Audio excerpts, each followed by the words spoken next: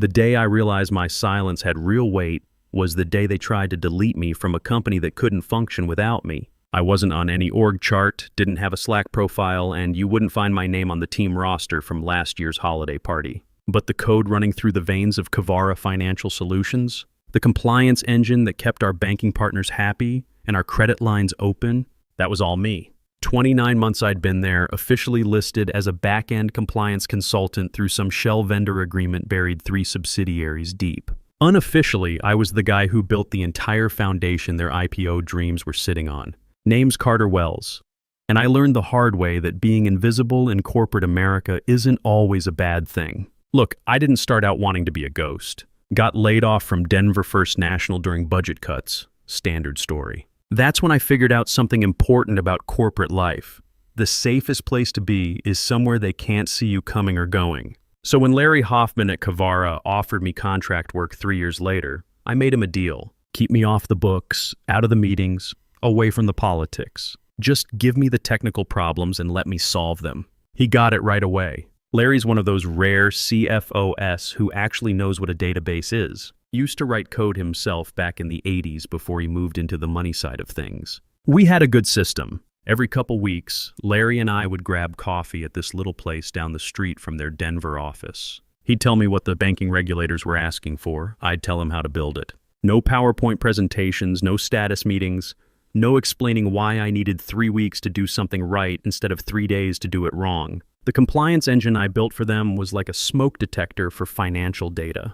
Community banks would connect their systems to Kavara's platform, and my code would watch everything in real time. Transaction patterns, lending ratios, regulatory thresholds, it monitored all of it and sent up flares the second anything looked off. The banks loved it because it meant they could catch problems before the regulators did. Kavara loved it because banks were paying them serious money for that peace of mind. Here's why this mattered more than most people realized. When banks mess up compliance these days, the FDIC doesn't just send a warning letter.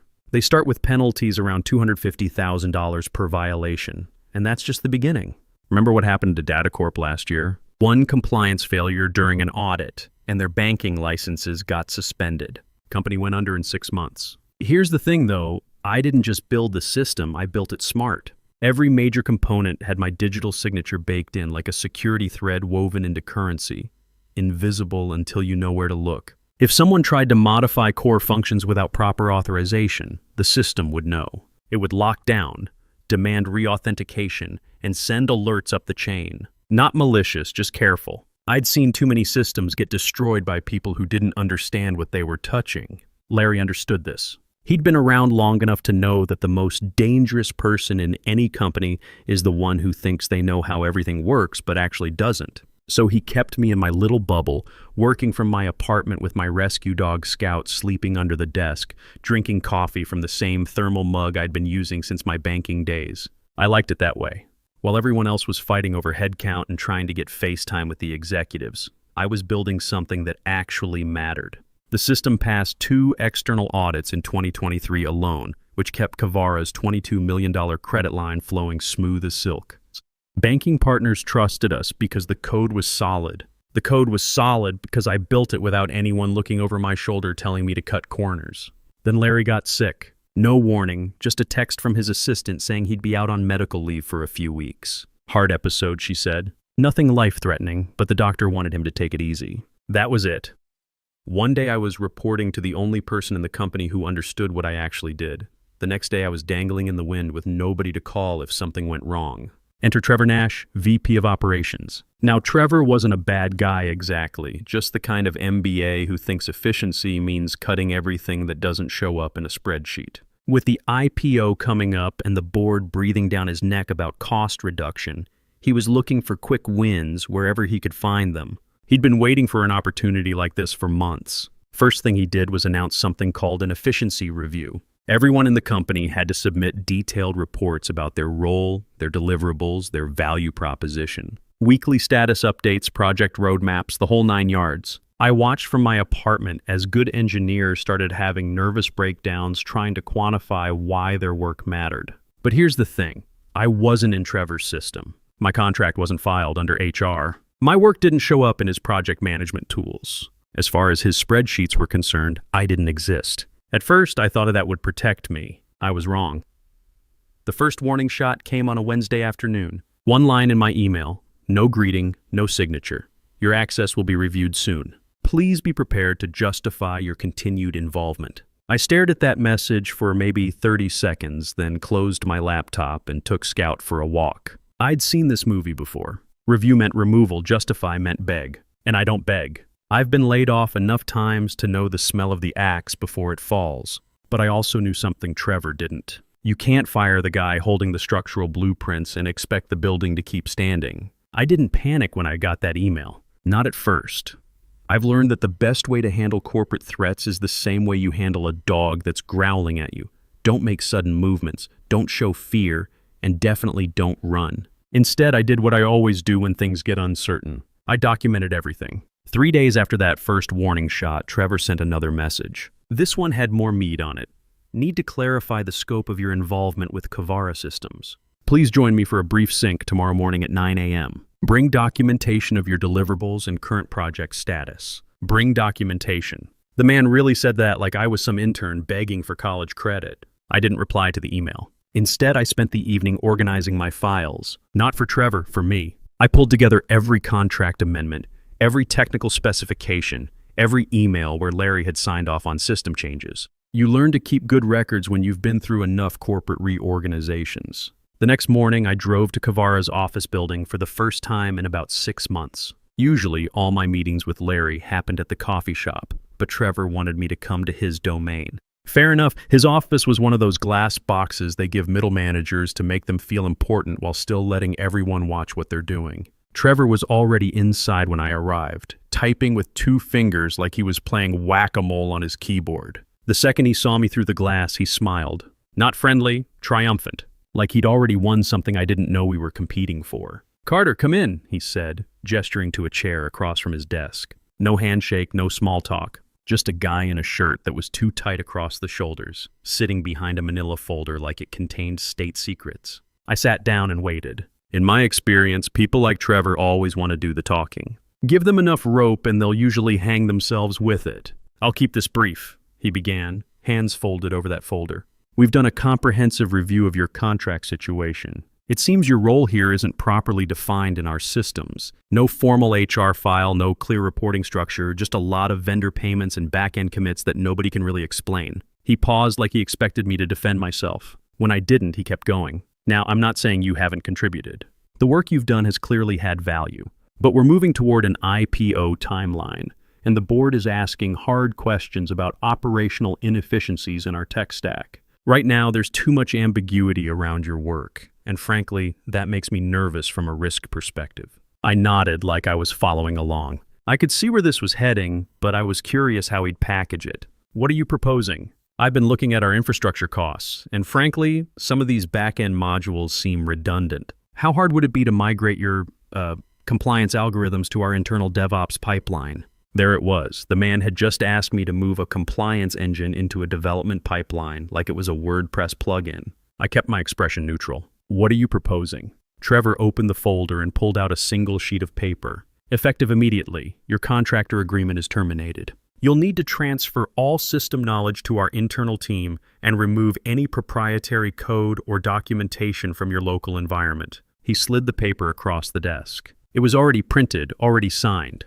"To whom it may concern, effective immediately, the services of Wells Technical Consulting and associated personnel are no longer required. All proprietary work conducted under this agreement is considered intellectual property of Kavara Financial Solutions. All local data and systems access must be permanently removed. Trevor Nash, Vice President Operations." I read it once, folded it neatly, and slipped it into my jacket pocket. "Understood," Trevor blinked. I could tell he'd been expecting pushback, maybe some negotiation. "You'll receive final payment through your usual vendor channels. And of course, we'll need you to delete everything from your local systems. Company policy." I watched him for a moment. Here was a guy who'd just ordered me to erase the foundation of their compliance infrastructure, and he had no idea what he'd done. It was like watching someone pull the fire alarm because they didn't like the sound of the smoke detector. "When do you need that done?" "Today would be ideal. We want to move quickly on this transition." I stood up and shook his hand.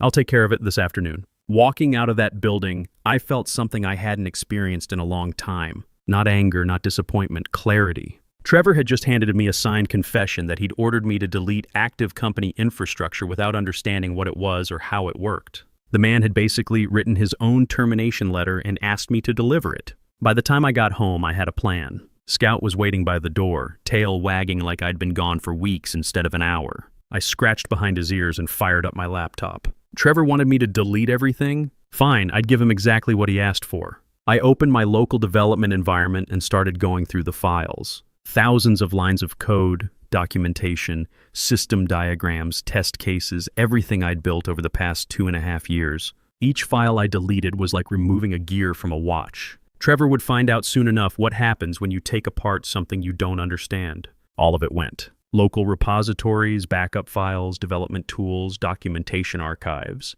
Gone. I even cleared my browser cache and deleted the shortcuts on my desktop.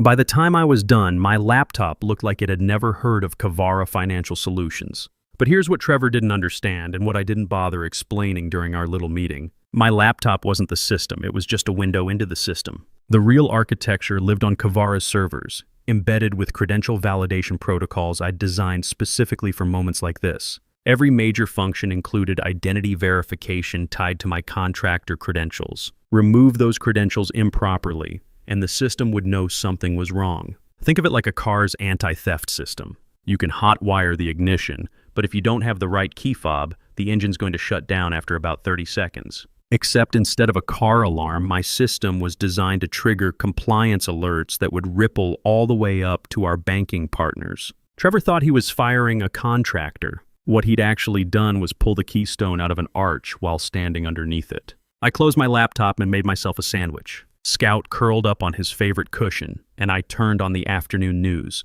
Somewhere across town, the compliance engine was running its normal cycles, checking transaction patterns and regulatory thresholds like it had every day for the past 2 years. But now it was doing something else too. It was waiting for my next scheduled check-in, the weekly verification that confirmed everything was still working the way it should. That check-in was supposed to happen at midnight, and when it failed, every banking partner we had would know about it by morning. At 12:03 a.m., the first alert fired. I wasn't awake to see it happen, but I knew it would. The compliance engine tried to run its weekly verification cycle, looking for my credential signature to confirm system integrity. When it couldn't find the authentication token, because Trevor had ordered me to delete everything, the system did exactly what I'd designed it to do. It threw up a red flag. The first notification went to Kavara's internal security dashboard at 12:03:17 a.m., according to the logs I'd see later. Nothing dramatic, just a routine entry. Weekly verification cycle incomplete. Credential authentication failed. Most people would have ignored it. After all, system logs generate hundreds of entries every day. But this particular alert had a special classification buried in its metadata, one that marked it as FFIEC compliance critical. By 12:15 a.m., that alert had triggered an automated escalation to Mountain Vista Community Bank, one of Kavara's biggest partners. Their risk management system was configured to monitor any irregularities in Kavara's compliance infrastructure 24/7. Banks don't sleep when it comes to regulatory oversight. When they saw an authentication failure on a system that was supposed to be bulletproof, their own automated protocols kicked in immediately. The weekend timing made everything worse. No IT staff to investigate, no executives to make judgment calls, just automated systems following their programming. By 1:30 a.m. Saturday morning, 2 more banking partners had received similar alerts. By 3 a.m., their risk management systems had all reached the same conclusion: potential compliance violation requiring immediate containment. I woke up around 6:30 like I always do and took Scout out for his morning walk. Beautiful Colorado morning, clear sky, mountains visible in the distance. Just me, my dog, and the knowledge that somewhere across town, people were probably starting to discover that their weekend had just gotten very complicated. The first call came while I was making coffee. Unknown number, but I recognized the voice as soon as I picked up. It was Sarah Chen from Mountain Vista's compliance department. Carter, sorry to call so early on a Saturday, but we're seeing some serious irregularities in the Kavara compliance feed. Our system shows an authentication failure that triggered our risk protocols overnight. Everything okay? I took a sip of coffee and looked out the window. Far as I know, what kind of failure are you seeing? Weekly verification cycle didn't complete. Our automated risk management flagged it as a potential compliance violation. We've got a mandatory hold on all new transaction approvals until we can verify system integrity. That includes your $22 million credit facility. There it was, the first domino. How long does that hold usually last? Depends on how quickly Kavara can provide verified documentation that their compliance system is functioning within FDIC parameters. Usually takes a few hours if it's just a technical glitch. Could take weeks if there's an actual regulatory violation. We're talking potential federal review here, Carter. I thanked her for the heads up and hung up. Then I sat back in my kitchen chair and waited. Scout was lying in his favorite patch of morning sunlight, completely oblivious to the fact that his owner had just triggered the corporate equivalent of a fire alarm. The second call came around 9 a.m. This time it was Kavara's legal department. A woman named Angela Rodriguez, someone I'd never talked to but who apparently knew exactly who I was. Mr. Wells, we need to discuss your contractor status immediately. We're showing multiple system anomalies that appear to be related to your access credentials. We've had 3 banking partners contact us this morning about compliance irregularities. Can you come in today? I'm no longer under contract with Kavara as of yesterday. You'll need to talk to Trevor Nash about that. Long pause. The kind of silence that happens when someone realizes they're standing in quicksand. Mr. Nash ordered your termination? That's correct. I have his written directive if you need to see it. Another pause, longer this time. I could hear papers rustling, keyboard clicking. Mr. Wells, are you aware that your credential deletion has triggered mandatory risk reviews at multiple FDIC-regulated institutions? I deleted my local files as instructed. Nothing more, nothing less. We'll be in touch. By 10 a.m., I was getting calls from people I'd worked with over the years. Engineers, project managers, even a couple of executives who'd probably never said my name before yesterday. All asking the same basic question. What the hell was happening with the compliance system? The pattern was always the same. Apologetic tone, casual question, growing panic as they realized the scope of the problem. 3 more banking partners had called Kavara's main line. The automated alerts were cascading exactly the way I'd designed them to. Trevor probably didn't realize what was happening until around 10:30. That's when the legal department would have dragged him into a conference room and started asking questions he couldn't answer. Questions like, did you verify system dependencies before terminating this contractor? And do you have documentation showing proper handoff of critical infrastructure? And are you aware that this decision has triggered regulatory reviews at 6 FDIC-insured institutions? The answers, of course, were no, and definitely not. I was cleaning up the breakfast dishes when my phone rang again. This time it was Larry. His voice sounded tired but alert, like someone who'd been woken up by a very unwelcome phone call. Carter, what the hell is going on over there? I've got Angela Rodriguez calling me at home on a Saturday morning, saying the compliance dashboard looks like a Christmas tree and half our banking partners are threatening to pull out of their agreements. Trevor terminated my contract yesterday, ordered me to delete all local data and transfer system ownership to internal teams. Silence on the other end of the line. The kind of silence that happens when an experienced executive realizes someone just drove the company car off a cliff. He what? I've got his termination memo if you want to see it. Pretty clear instructions about removing all proprietary data from my systems. Did you explain to him how the validation systems work? I tried. He wasn't interested in technical details. Something about migrating compliance algorithms to the DevOps pipeline. More silence. I could almost hear Larry's blood pressure rising. Carter, I need you to not do anything until I can get back to the office. Can you give me 2 hours? I'm not under contract anymore, Larry. Trevor made that pretty clear. Just don't do anything. Please. I hung up and looked at Scout, who was watching me with the kind of expression dogs get when they know something important is happening but can't figure out what. I scratched behind his ears and checked my email. 23 new messages since morning. Most of them were automated system notifications. The compliance engine was trying to run its regular cycles and failing authentication at every step.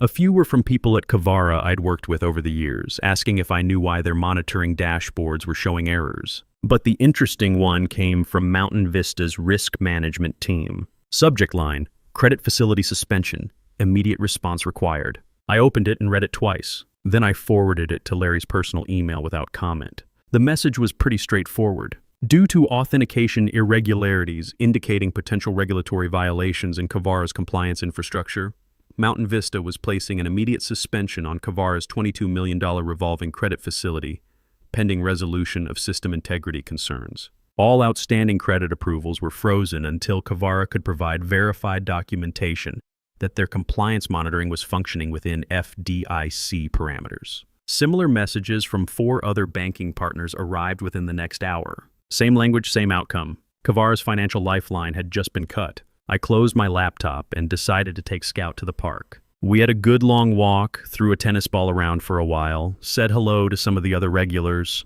Just a normal Saturday morning in Denver, except that across town, a VP who thought he understood systems was probably getting the education of his lifetime. Larry called me back around noon. This time his voice had a different quality to it. The kind of controlled calm you hear from people who've just walked into a burning building and are trying to figure out how to put out the fire. "Carter, I need you to walk me through exactly what happened yesterday." I told him the whole story. Trevor's email, the meeting, the termination memo, the instruction to delete everything. Larry listened without interrupting, which told me he was taking notes. "Did you explain the authentication protocols to him?" I tried. He wasn't interested in technical details, said he needed clear ownership and accountability. "And you deleted your local environment?" "Everything, just like he ordered." Long pause. "Carter, we've got 5 banking partners asking questions about system integrity. Mountain Vista has frozen our credit line. Legal is pulling every contract you've ever signed with us. The board is asking why our compliance system is failing, and I'm sitting here trying to explain that we accidentally fired the guy who built it." I waited. There was more coming.